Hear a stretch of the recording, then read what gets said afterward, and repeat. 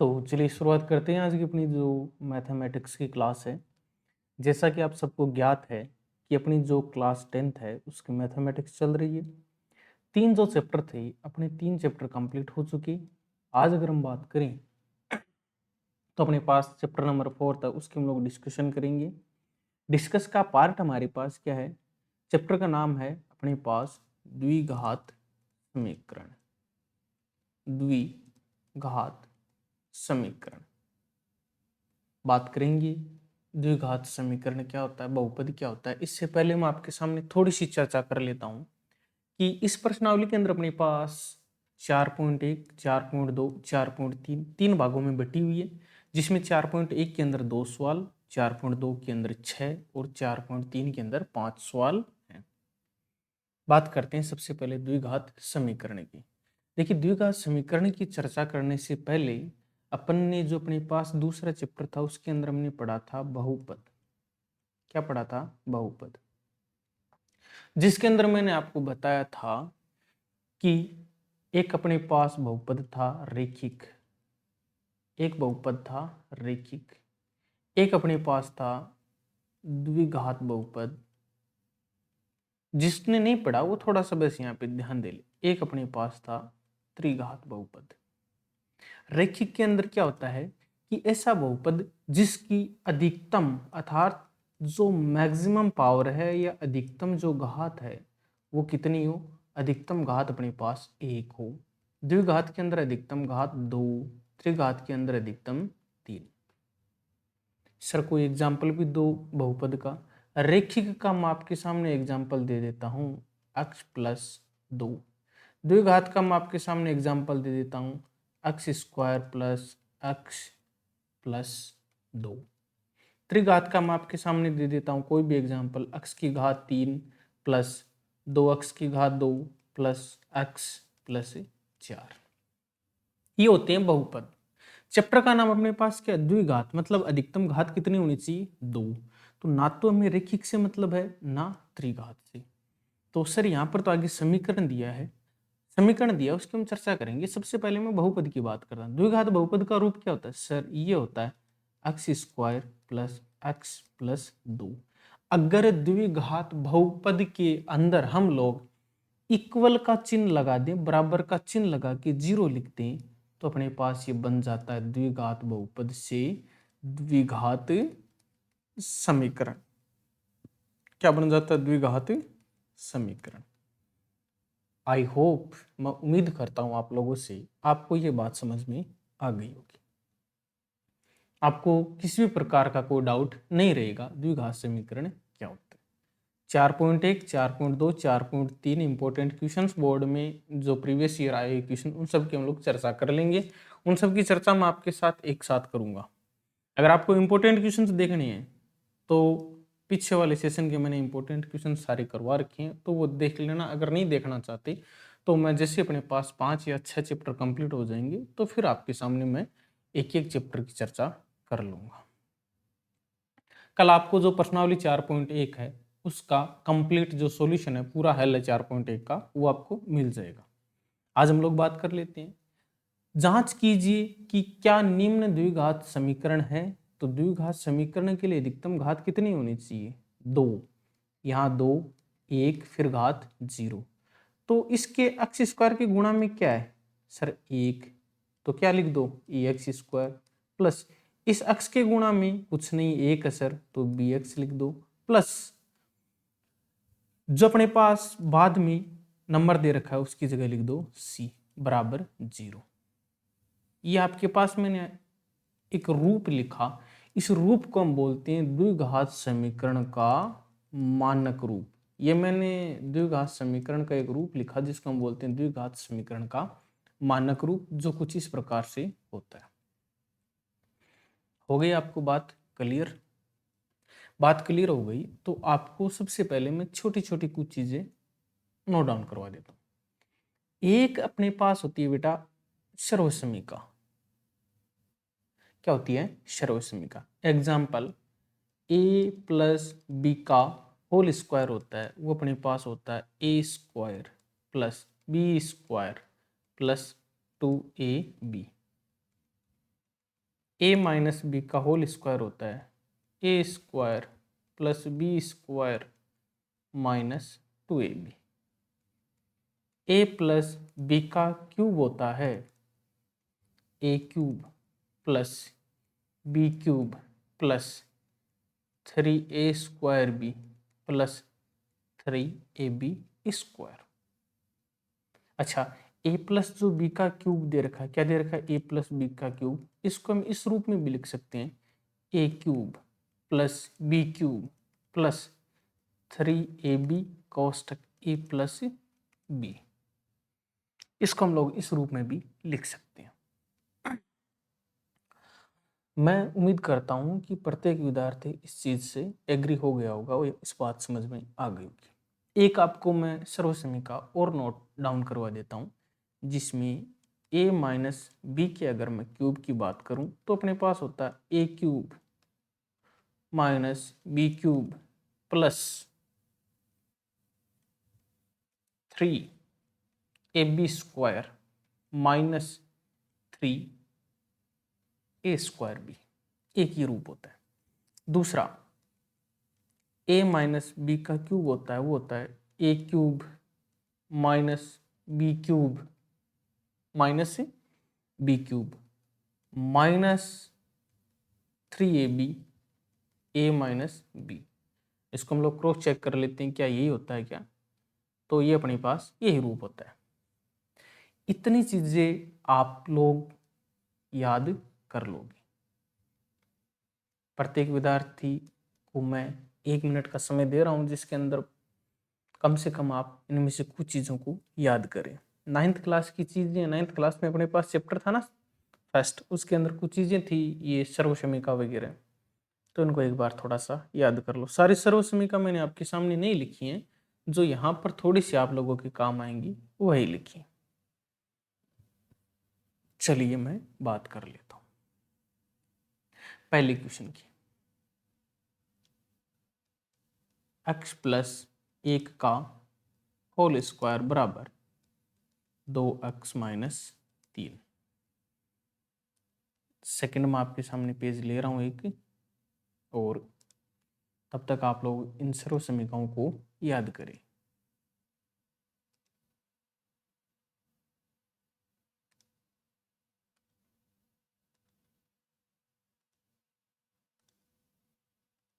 चलिए देखते हैं x प्लस 1 का होल स्क्वायर, x प्लस 1 का होल स्क्वायर बराबर 2x माइनस 3। x प्लस 1 का होल स्क्वायर दे रखा है, इसमें हम लोग सर्वसमी का यूज कर सकते हैं a प्लस बी का होल स्क्वायर बराबर क्या होता है a square plus B square plus 2ab। एक ही जगह क्या दिख रहा है आपको सर? x प्लस 1 का होल स्क्वायर बराबर x स्क्वायर प्लस 1 का स्क्वायर प्लस 2 गुणा x गुणा 1। इसको क्या लिख सकते हो?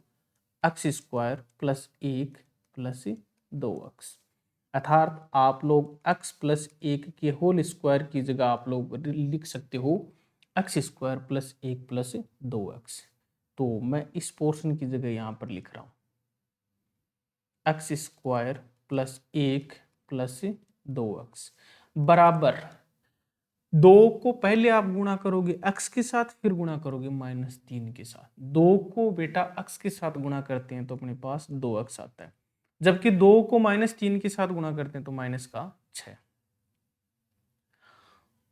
सारी चीजें एक तरफ ले जाओ, ये 2x इस साइड प्लस का, दूसरी साइड जाएगा माइनस का, ये साइड माइनस 6, दूसरी साइड जाएगा plus 6। X square plus 1 plus 2x minus 2x और प्लस का 6 बराबर 0। माइनस 2x से प्लस 2x कट गया। एक्स स्क्वायर प्लस 1 प्लस 6, 6 और 1 कितने हो गए? 7। एक्स स्क्वायर प्लस 7 बराबर 0। अच्छा, अब आप लोग मुझे बताओ क्या ये द्विघात समीकरण है? तो आप लोग बोलोगे सर द्विघात समीकरण तो अपने पास इस रूप में होता है a X square plus B X plus C बराबर 0। अच्छा सी की जगह कितना नजर आ रहा है सर 7, ये लो 7 प्लस एक्स। बी की जगह सर यहाँ पे एक्स के गुणा में है ही नहीं एक्स वाला पद, तो इसके गुणा में मैं 0 लिख सकता हूँ, हाँ लिख सकते हो सर। प्लस एक्स स्क्वायर के गुणा में क्या नजर आ रहा है, एक्स स्क्वायर के गुणा में सर 1 है, कुछ नहीं है, तो हम लोग यहाँ पर लिख देंगे 1 बराबर 0। तो x square plus 0x plus 7 बराबर 0। तो अपन क्या बोल सकते हैं, ये हमारे पास एक द्विघात समीकरण है। कौन सा समीकरण है, द्विघात समीकरण।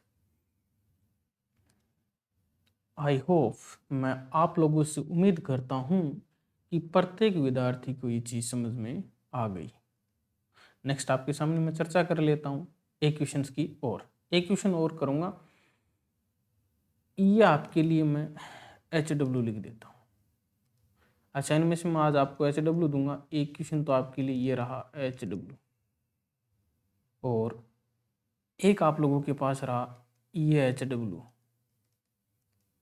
एक ये भी HW, और ये भी HW, और आप लोग करोगे ये भी HW। लेकिन इसको एक बार के लिए आप लोग छोड़ दो, मैंने जितने HW लिखे हैं वो आपको HW करने हैं। आज जितने क्वेश्चन होते हैं उतने हम कोशिश करते हैं। दूसरा क्वेश्चन आपको मैंने HW के लिए दे दिया, नॉर्मल सा क्वेश्चन है। तीसरा मैं आपको करवा रहा हूँ, x माइनस 2 x प्लस 1 क्या दे रखा है, x माइनस 2 x प्लस 1 बराबर x minus 1 x plus 3 x minus 1 x plus 3। हमेशा जब भी गुणा करो तो एक पद उठाओ। एक पद उठाने का मतलब, एक पद उठाने का मतलब हमारे पास है पहला पद। इसमें पहला पद कौन है, x। तो ये लो मैं आपके सामने x उठा रहा हूं, इसको गुणा किसके साथ करना है, x प्लस 1 के साथ। फिर माइनस 2 दे रखा, इसको उठाओ, गुणा किसके साथ करोगे, x प्लस 1 के साथ। अगला आप लोग मुझे बताओ, x दे रखा, गुणा किसके साथ करोगे, x प्लस 3 के साथ। फिर माइनस 1 उठाओ, गुणा किसके साथ करोगे, x प्लस 3 के साथ। आगे बात समझ, चलो इतनी बात क्लियर होगी। x को x के साथ गुणा करते हैं तो क्या आता है, एक्स स्क्वायर, प्लस x को 1 के साथ करते हैं तो x, माइनस 2 को x के साथ करते हैं तो माइनस का 2x, माइनस 2 को प्लस 1 के साथ करते हैं तो माइनस 2 बराबर x को x के साथ करेंगे तो x square plus 3x minus x और माइनस का ही 3। एक चीज का ध्यान रखना, प्लस की संख्या है उसको अगर माइनस की संख्या के साथ गुणा करोगे तो आंसर माइनस में, माइनस की संख्या इसको गुणा करोगे प्लस की संख्या के साथ में तो आंसर माइनस में, माइनस की संख्या इसको गुणा करोगे माइनस की संख्या के साथ में तो आंसर प्लस में, प्लस की संख्या है इसको गुणा करोगे प्लस की संख्या के साथ में तो आंसर प्लस में। बस इतनी सी चीज और आप लोग एक्स्ट्रा याद रख लेना। सारी चीजें एक तरफ ले जाओ, एक्स स्क्वायर इधर प्लस का दूसरी साइड गया माइनस का, 3x प्लस का दूसरी साइड गया माइनस का, माइनस का x है दूसरी साइड गया प्लस का x, माइनस का 3 दूसरी साइड गया प्लस का 3। तो पहले मैं ये पद लिख लेता हूँ, x square plus x minus 2x minus 2, minus का एक्स स्क्वायर, क्यों इस साइड प्लस है दूसरी साइड आया माइनस का, माइनस का 3x प्लस का x प्लस का 3 बराबर में क्या बचा 0, एक्स स्क्वायर प्लस का एक्स स्क्वायर माइनस का कट गया, कट गया। आगे देखो, x प्लस का 2x माइनस का, आगे माइनस 2। अच्छा पहले इसमें ढूंढो प्लस के x कितने, एक तो ये रहा एक ये रहा, तो 2x तो आपके पास आ गए प्लस की, माइनस के x minus 2 minus 3, minus 2 minus 3 कितने होते हैं, माइनस का 5, माइनस का 2 और प्लस का 3 कितना बचा, प्लस का 1 बराबर 0। 2x है उसमें से अगर माइनस 5x करें क्या बचता है, माइनस का 3x प्लस 1 बराबर 0। क्या यहाँ पर आपको एक्स स्क्वायर का पद नजर आ रहा है? तो आप लोग बोलोगे सर नहीं। अगर एक्स स्क्वायर का पद नहीं है तो ये अपने पास द्विघात समीकरण नहीं है। द्विघात समीकरण नहीं है तो कौन सा समीकरण है?